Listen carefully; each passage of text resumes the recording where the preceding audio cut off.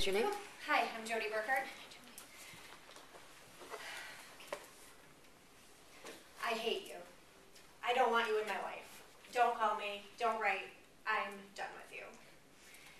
These are some of the most cruel words you could probably say to somebody else. Words that are meant to break up a relationship. Words that are meant to hurt. Words some of you might have used. Words I used on my father 17 years ago. My relationship with my dad has been through many of the relational stages over the last 17 years. We've been through turmoil, had a separation stage, we went through another initiation stage, and we went through the exploration stage and an intensification stage. See, 17 years ago, I got some of the worst news I'd ever get in my life. My parents, who had been married for 20 years, were getting a divorce.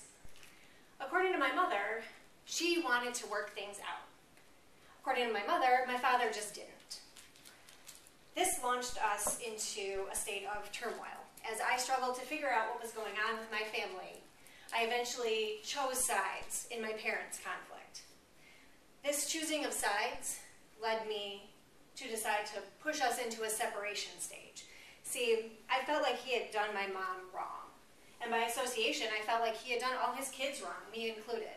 So I wasn't interested in his feelings or seeing things from his point of view. I cut him off. Beebe and Ivy, in the book Communication Principles for a Lifetime, say that family is in a category of relationships of circumstance. That means relationships that form simply because our lives overlap with others' lives in some way. But they also say that these relationships can change into relationships of choice. Relationships that you choose to either stay in or to end.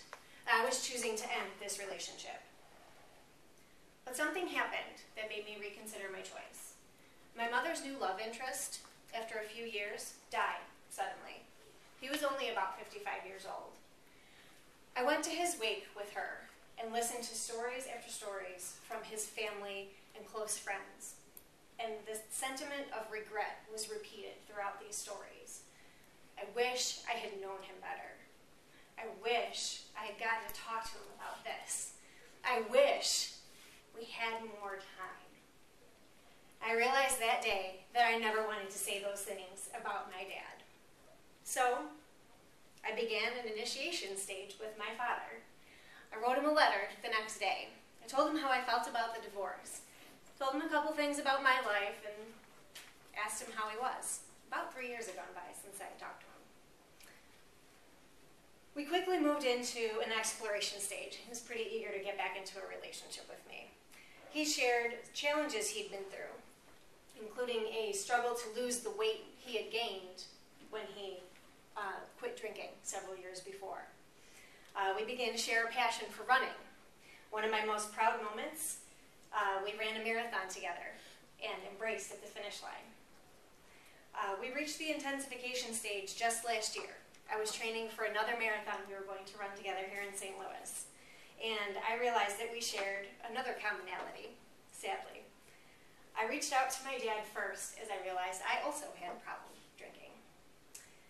My father once again became somebody that I could lean on, somebody that I could depend on no matter what was going on in my life.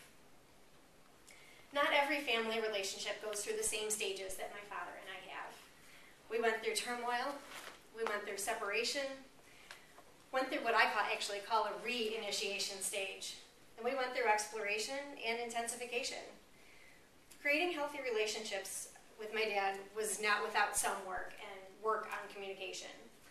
In Beebe and Ivy's book, they talk about self-disclosure as one of the most important forms of communication. They say, disclosing personal information not only provides a basis for another person to understand us better, it conveys our level of trust in and acceptance of the other person. My relationship with my dad wouldn't be at this stage without that trust and acceptance of each other. And boy, am I glad, because I don't want to end up regretting things at the end.